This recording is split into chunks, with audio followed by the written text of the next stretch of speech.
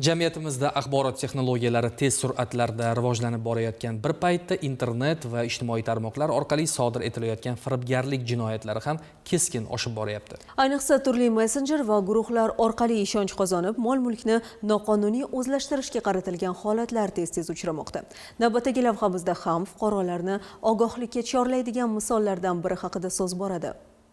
Andijon viloyatining Qo'rg'on-Tepa tumanida yashovchi ayol Telegram messenjerining Andijon sovchilar nomli guruhida o'zini Toshkent shahrida yashovchi deb tanishtirgan erkak bilan tanishib, u bilan yaqin munosabat o'rnatgan. Ayol mazkur shaxsning yolg'on va'dalariga ishonib, 3 oy davomida jami 1900 AQSh dollari miqdoridagi pullarni u ko'rsatgan turli plastik kartalarga o'tkazib berib kelgan. Biroq va'dalar bajarilmasdan qolgani sababli ayol o'z pullarini qaytarib ola olmayotganini ma'lum qilib, tuman Ichki ishlar bo'limiga murojaat qilgan. Mazkur murojaat asosida Andijon viloyati Ichki ishlar boshqarmasining axborot texnologiyalari sohasidagi jinoyatlarga qarshi kurashish boshqarmasi tomonidan o'tkazilgan tezkor texnik tadbirlar natijasida o'zini toshkentlik deb tanishtirgan shaxs aslida Andijon shahrida yashovchi 2002-yilda tug'ilgan yigit ekanligi aniqlangan. Shuningdek, mazkur shaxs 3 oy davomida ayolga o'zining tanishlari va qarzbor shaxslarning plastik kartalarini yuborib, turli bahonalar bilan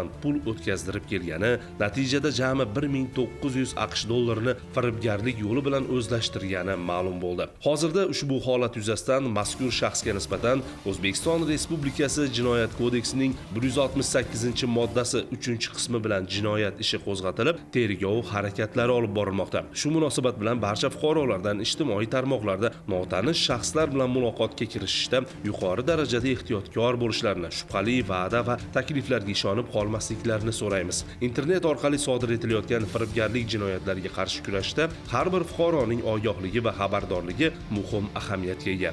Ogoh bo'ling, firibgarlardan o'zingizni va mol-mulkingizni asrang. Sardorbek Otajonov, O'tkirbek O'zganov, Andijon yoshlar.